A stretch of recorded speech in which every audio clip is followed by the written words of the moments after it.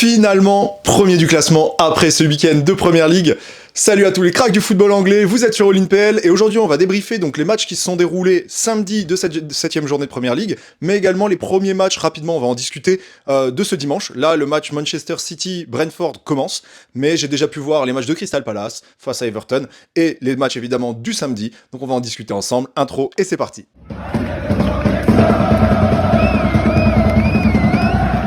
Cette saison, vraiment, ce championnat de Première Ligue est hyper intéressant.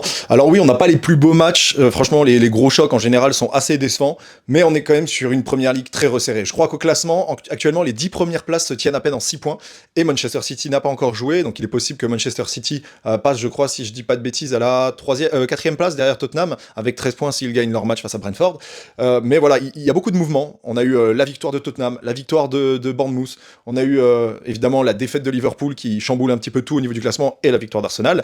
Déjà pour commencer, c'est vraiment cette 7ème journée a commencé sur les chapeaux de roue. On a eu un excellent match au Vitality Stadium entre Bournemouth et Fulham. Fulham qui est comme une équipe sur les dernières saisons qui pose beaucoup de problèmes. Voilà, les jouer c'est jamais facile. Ils ont une équipe plutôt cohérente avec de très bons joueurs. Je pense notamment à des Iwobi qui font quand même un super bon début de saison, des Emile Smith-Rowe quand ils rentrent. Ils ont aussi Adama Traoré qui est un super joueur que j'adore. Mais on a un Bournemouth à côté qui est clinique. Voilà, vraiment Bournemouth sur ce début de saison ils sont impressionnants. On l'avait déjà vu sur le match d'ouverture face à Liverpool, malgré leur défaite 4-2, c'est une équipe qui joue super bien et qui a de très bons joueurs, notamment un certain Semenyo qui fait un début de saison tonitruant. 6 buts je crois déjà, donc il est deuxième meilleur buteur de la Première Ligue juste derrière Erling Haaland qui en a 8. C'était un match hyper intéressant sous une pluie mais battante. Je crois que j'ai rarement vu un match avec autant de flotte. Ça m'a étonné d'ailleurs que le stade il se gorge pas. Mais ouais, super match. Semenyo, je crois que c'est doublé plus une passe décisive. Il sort homme du match totalement mérité. Il a changé complètement la phase de ce match-là. Mais ça restait un match qui partait, difficilement. La première mi-temps est vraiment pas intéressante, mais en deuxième mi-temps ça s'est réveillé. On a eu vraiment ce but de Semenyo qui a relancé les débats, où il part sur le côté, il dribble 2 joueurs et dans un angle complètement fermé, il réussit à marquer ce but. C'était un super but et ça permet à Bournemouth quand même de remonter au classement. Ils sont actuellement 4e, égalité avec Tottenham au nombre de points. Donc en fait même Manchester City ça les ferait passer à la 5e place s'ils gagnaient ce match-là. Donc on voit que vraiment on est sur une Première Ligue hyper intéressante. Là si Manchester City gagne ce match-là, les 5 premières places sont à 3 points d'écart. Donc seulement une défaite, une victoire pour la première équipe ou pour la 5e et tout le classement peut encore bouger. Donc c'est vraiment une saison très très resserrée. On sent que les équipes se jouent toutes, même s'il y en a quand même une ou deux qui se démarquent un petit peu. Toutes les équipes ont un rôle à jouer cette saison et toutes les équipes ont l'air de déranger les autres. C'était vraiment un super match. Franchement, j'ai apprécié en tout cas surtout cette deuxième mi-temps. Je dois avouer que la première était très ennuyeuse, mais sur la deuxième, ça s'est beaucoup livré d'un côté comme de l'autre. Ça a tenté énormément et encore une fois, Bournemouth épatant. Voilà, qui font un début de saison presque parfait par rapport à leur budget. Voilà, ils n'ont pas changé d'entraîneur, mais ils ont eu beaucoup de départs. Ça a quand même été une grosse rotation dans l'effectif et pourtant ils ont continué à conserver leur cohérence et être toujours une très bonne équipe comme la saison passée déjà qui posait pas mal de problèmes. Deuxième match, et donc sur le samedi, le premier match du samedi, ça a été Leeds-Tottenham. Tottenham qui encore une fois gagne. Tottenham qui fait également un bon début de saison. On est quand même à 14 points sur 18 possibles. Je sais plus c'est 18 ou si c'est... Non, là on était à 21 points possibles. Mais c'est quand même un très bon début de saison. Ils sont dans la course au titre. Voilà, c'est un Tottenham surprenant après la saison passée où ils ont quand même fini 17ème. Être là aujourd'hui comme un concurrent sérieux au titre malgré les blessures. Ils ont quand même Kulusevski qui est blessé. Madison évidemment qui est blessé. On a eu, je sais plus, je crois qu'il y a 2-3 autres joueurs également qui manquent dans leur effectif qui sont de base titulaires dans leur 11 de départ. Mais on a eu de très bons remplacements. Voilà, le mercato était plutôt bon du côté de Tottenham. On en avait parlé lors de mon bilan mercato. Et notamment, la meilleure recrue, la recrue phare de cette saison, c'est Mohamed Kudus, voilà, qui a encore fait un match exceptionnel. C'est leur meilleur joueur depuis ce début de saison. En plus de ça, ils ont eu un très bon match de Mathys Tel. Voilà, Mathys Tel qui, suite à son prêt de la saison passée, a été validé cette saison et a été acheté, je crois, 35 millions au Bayern, qui enfin claque son premier but cette saison. Je crois qu'il en avait déjà marqué 1 ou 2 la saison passée. Mais là, voilà, il marque son premier but de la saison, peut-être lancement pour lui. Et Mohamed Kudus également qui marque un superbe but. Je crois qu'elle est légèrement contrée par un défenseur, mais malgré ça, elle partait complètement contre-pied par rapport au gardien. Très très bon début de saison de leur part. Équipe assez étonnante, qu'on n'attendait pas particulièrement. Alors, en fonction de ce qu'on avait vu la saison passée, effectivement, c'est une surprise. Par contre, suite à leur mercato, à l'arrivée de Thomas Frank, on se doutait quand même que ce serait une équipe qui poserait problème et qui pourrait rentrer dans cette course au titre. C'est le cas. Pour l'instant, en tout cas, on sait que quand Ange Postecoglou était arrivé aussi, la première saison, en tout cas la première partie de saison, je crois qu'ils étaient même premiers à un moment du championnat. Donc on sait que c'est une équipe, en fonction des blessures, en fonction des aléas qui peuvent arriver pendant une saison, peut chuter, mais ça reste une équipe très cohérente sur ce début de saison. Et ensuite, on a eu donc un multiplex sur deux matchs quand même assez importants, qui était donc Arsenal face à West Ham, et on avait aussi le match United-Sunderland. Donc Sunderland, on va parler d'abord de celui-là. Sunderland qui est quand même une équipe promue plutôt surprise, qui fait un très très bon début de saison. Je crois qu'ils sont à 11 points. Ah, City viennent de marquer, c'est qui? C'est Haaland ou c'est Marmouche? Il y a un des deux qui vient de marquer. C'est pas grave, je regarderai après. Du coup, oui, très, très bon début de saison de la part de Sunderland, quand même, qui sont surprenants. Alors oui, ils ont fait un gros mercato, 185 millions d'euros, je crois, quand même, mis sur ce mercato. Ils ont fait revenir certains joueurs, d'anciens joueurs de Première Ligue, comme Granit Xhaka ou autres. Et pour l'instant, ils sont plutôt convaincants. Mais à Old Trafford, ça a été difficile. Voilà, on a eu quand même un Manchester United très dominant sur ce match-là. Ça s'est fini sur un score de 2-0 totalement mérité, avec une ouverture du score de Mount, qui a fait un très joli but d'ailleurs, et un but de Sesco. Voilà, tout simplement un peu un tapis quand même. Ça a été un débordement d'Mbeumo qui lui transmet, et il a juste à... Non, même pas, c'est une touche longue, oui, c'est bon, je me rappelle. C'est une touche longue qui a été décalée par un défenseur, il a juste à finir devant un but complètement vide.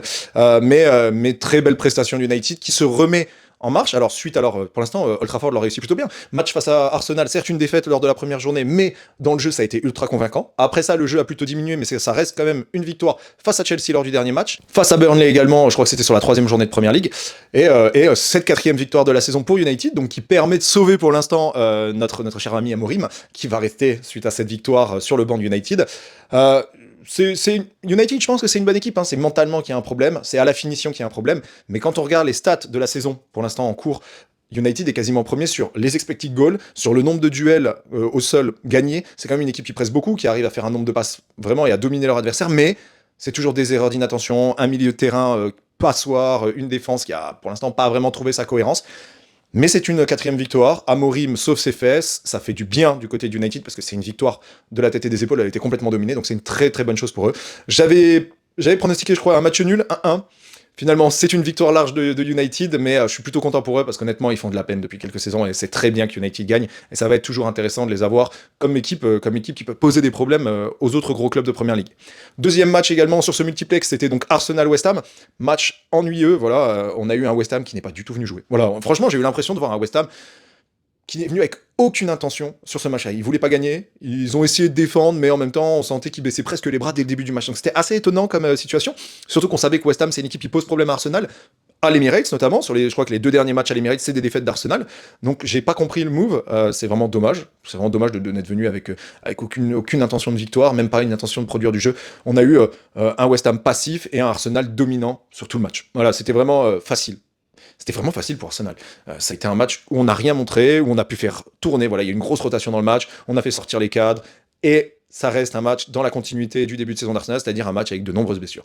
Odegaard, chaque titularisation qu'il a eu pour l'instant sur ce début de saison, ça a été une blessure. Blessure à l'épaule 2 fois, cette fois blessure au genou, je crois qu'on parle d'une lésion du ligament. Alors pas de rupture du ligament interne, mais petite lésion, donc ça pourrait l'éloigner des terrains pendant un petit moment. Il va louper là la trêve internationale. On a également Declan Rice qui s'est fait mal au dos. Voilà, très rare de voir Declan Rice sortir en se plaignant de douleur. Là c'est le cas, donc on est inquiet, on sait pas vraiment ce qu'il a.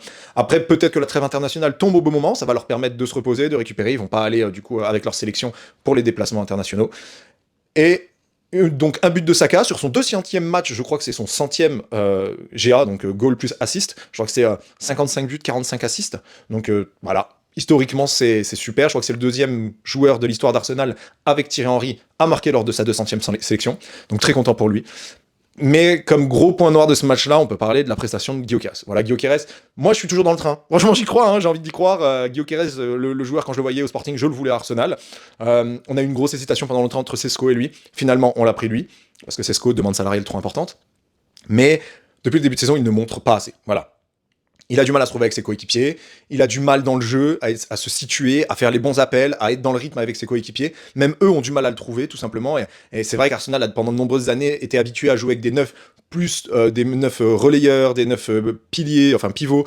C'était vraiment, voilà, un peu plus dans l'ADN du club. On les a vus avec des Merino, des Kai Havertz, même des Gabriel Jesus, qui n'est pas un joueur de profondeur. Et on sent que pour l'instant, ils n'ont pas trouvé encore la clé pour jouer avec lui. En plus de ça, sur le jeu dos au but, avec ballon, c'est vraiment compliqué. Il loupe toutes ses premières touches, il loupe toutes ses remises. Techniquement, c'est dur. Et ça m'étonne, parce que je me dis franchement, à l'entraînement, il faudrait qu'il travaille que ça. Son jeu dos au but doit être la priorité à travailler. On sait que ça peut être un appui hyper important. Physiquement, tu ne le bouges pas. Il permet, grâce à ses déplacements, quand même, de bouger les défenses, qui permet d'ouvrir évidemment beaucoup d'espace du côté d'Arsenal. Mais s'il continue comme ça, les défenseurs ne vont même plus se préoccuper de lui parce que il ne pèse pas, parce qu'on sait que techniquement c'est fait, parce qu'on sait qu'il va avoir du mal à accéder au but, tout simplement. Et là, ça commence à vraiment m'inquiéter. Alors, ça fait, certes, c'est que le début de saison. Oui, ça va prendre plusieurs mois pour qu'il trouve encore ses marques dans ce club-là. Mais 7 matchs déjà en première ligue, quelques matchs de pré-saison, il devrait commencer à avoir créé quelques automatismes. Mais pour l'instant, on n'a pas l'impression que ce soit le cas. Donc je vais quand même mettre un gros bémol sur Victor Gyökeres, en espérant que ça aille mieux sur les prochains matchs. Mais surtout, la grande nouvelle, c'est que grâce à cette victoire, Arsenal passe premier du classement, en attendant le match Chelsea-Liverpool, qui, comme je vais en parler maintenant, s'est conclu sur une défaite de Liverpool, et donc a permis à Arsenal de passer en tête de première ligue. But de Haaland, allez, 9e but de Haaland de cette saison. Ah, c'est interminable ce mec, il est vraiment trop fort. 2e but de Haaland, voilà, 2-0 pour City. Ah, c'est fort. Ah non, c'est le premier but. Paf, non mais 9e but de Haaland. Donc c'était pas Marmouche, c'était bien Haaland qui avait marqué. Ah là là là là là là. Ah, j'en peux plus de ce joueur. Hein. Une action, un but, c'est un truc de ouf. Voilà, tenez, ils vont peut-être en marquer un deuxième. Non, c'est bon.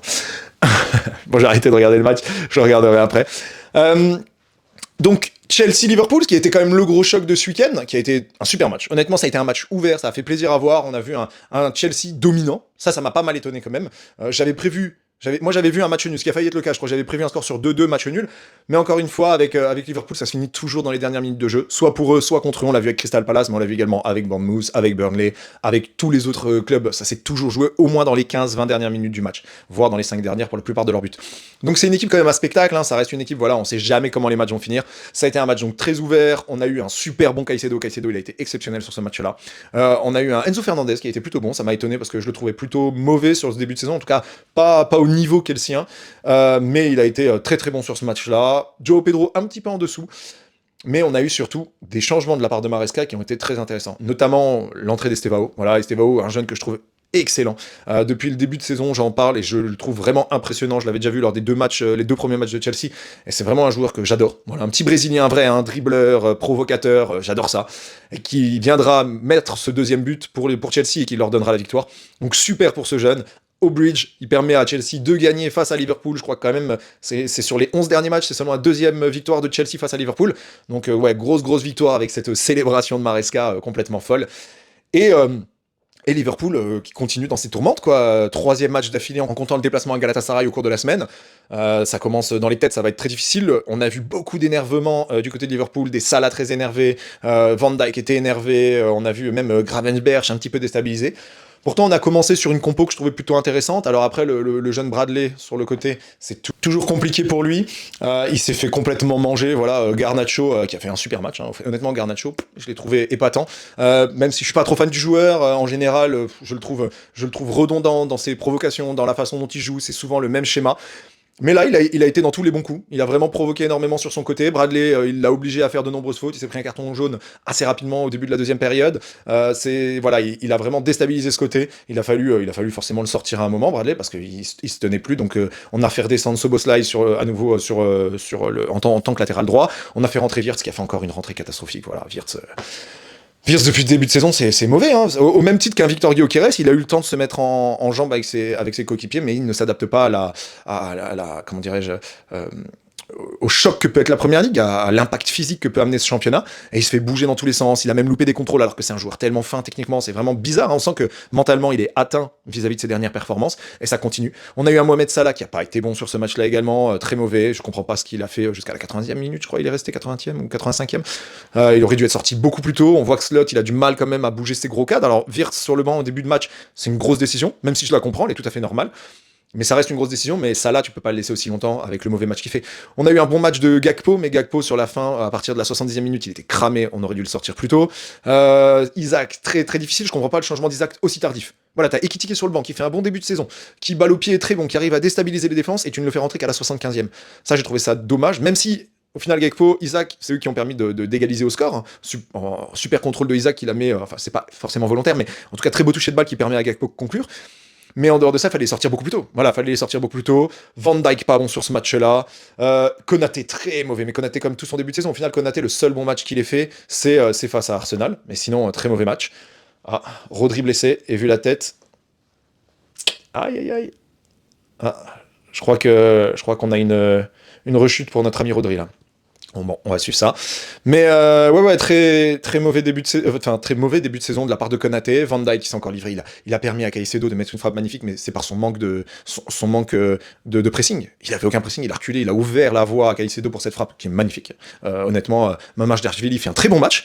Quand même, hein, en tant que remplaçant d'Alisson, il fait un superbe match.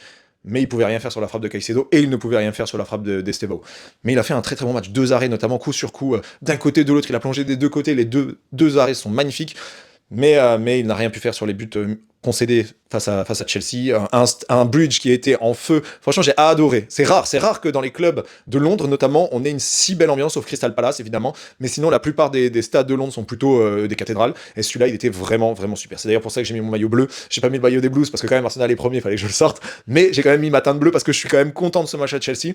J'avais parié à nouveau un match nul. D'ailleurs, Arsenal, j'avais prévu un 3-0. Ils ont mis 2-0 finalement, alors qu'ils auraient pu pousser un petit peu. Là, j'avais vu un 2-2, je crois, sur ce match-là, qui s'est conclu sur un 2-1 finalement. Mais ça aurait pu se finir sur un match nul. Hein. Encore une fois, c'est un but qui arrive dans les dernières minutes de match.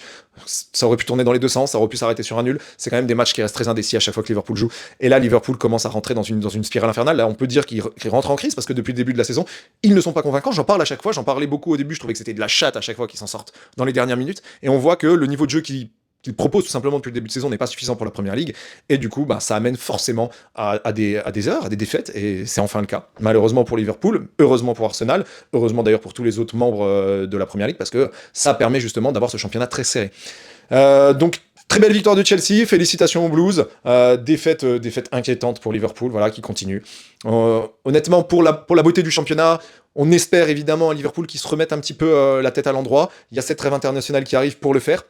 Mais c'est vrai que partir à la trêve internationale, en ayant perdu ta première place, en ayant perdu tes 3 derniers matchs, ça va être très compliqué pour Slot, qui fait pas forcément une très bonne saison, voilà.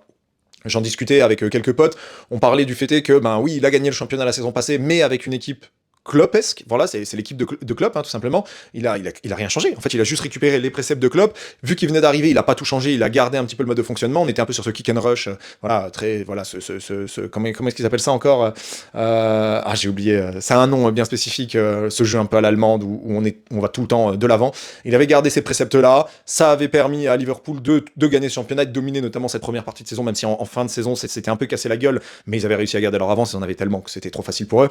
Mais Slot avait commencé à essayer de rentrer ses préceptes, et on voit que une fois que c'est une équipe Arne et Slot, elle n'est pas forcément convaincante, en tout cas pas pour l'instant. Malgré les arrivées de nouveaux joueurs, oui, ils doivent se mettre en route, mais pour l'instant, pourtant, sur ce match-là, on a gardé quand même grandement l'équipe de la saison passée. En dehors d'un Kerkez et d'un Isaac, on avait du Gakpo, du Salah, du Van Dijk, du Konaté, on avait du Szoboszlai, Gravenberch, McAllister. Au final, on avait quasiment le 11 de la saison passée. Et pourtant, voilà, on a vu, ça n'a pas marché, et ils se sont fait dominer. Honnêtement, Chelsea ne vole pas sa victoire. C'est une très belle victoire de Chelsea, et Chelsea a dominé tout le long du match. Il y a eu des moments, bien sûr, du côté de Liverpool, hein, il y a eu des moments où Liverpool a réussi à être dangereux, mais ça n'a jamais été vraiment une équipe convaincante sur ce match-là, ni depuis le début de la saison.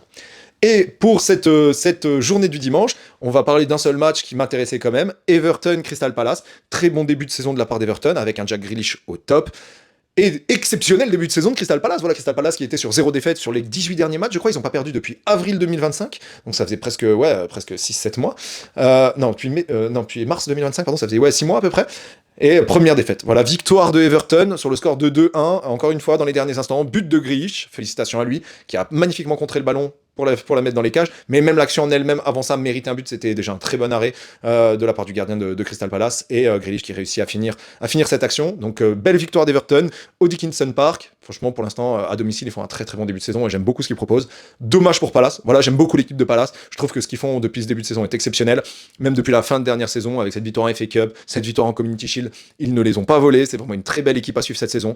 Première défaite, est-ce qu'ils vont réussir à s'en remettre? Est-ce que suite à ça, lors du retour de la trêve internationale, ils vont réussir à reprendre un petit peu leur marche en avant? Mais ils promettent en tout cas un très beau fight pour ce top 4, déjà pour cette accessibilité même à l'Europe tout court, qui va être hyper intéressante cette année, parce que comme je vous dis, tous les clubs actuellement se tiennent dans un mouchoir de poche, et cette première ligue est vraiment intéressante à suivre. Au-delà de la qualité des matchs, le fight au classement est super intéressant. On peut dire, je pense, après ce qu'on a vu sur ces 7 premières journées, qu'Arsenal sont favoris pour le titre. Même si on connaît Arsenal, on sait qu'ils sont capables de se tirer des balles dans le pied tout seuls, on sait que c'est quand même une équipe qui psychologiquement a du mal, mais on a quand même l'impression que cette saison, c'est la bonne. Je dis ça tous les ans. Je préfère préciser, je dis ça tous les ans, mais c'est vraiment une année où ils sont forts, dominants physiquement. J'ai vu aucune équipe, même pas Liverpool au final, parce que le match à Liverpool était très fermé, j'ai vu aucune équipe réussir à les dominer dans le jeu. C'est souvent une équipe Arsenal qui soumet l'adversaire, qui par sa pression, par son jeu très physique, par son jeu de possession également, oblige l'équipe adverse à se retrancher dans ses 30-20 derniers mètres. Donc voilà, très, très belle victoire encore, sans que ce soit un match éclatant, mais très belle victoire domination complète d'Arsenal, et en route vers le titre. Est-ce que c'est la saison? Est-ce que ce week-end de Première Ligue est le tournant de cette saison? Je vous laisse en débattre en commentaire. En tout cas, je vous souhaite à tous une très bonne fin de week-end. Profitez bien de tout le monde. Et on se revoit après la trêve internationale, parce que je vais forcément faire une petite pause vu qu'il n'y aura plus de match. Salut à tous mes cracks. Ciao.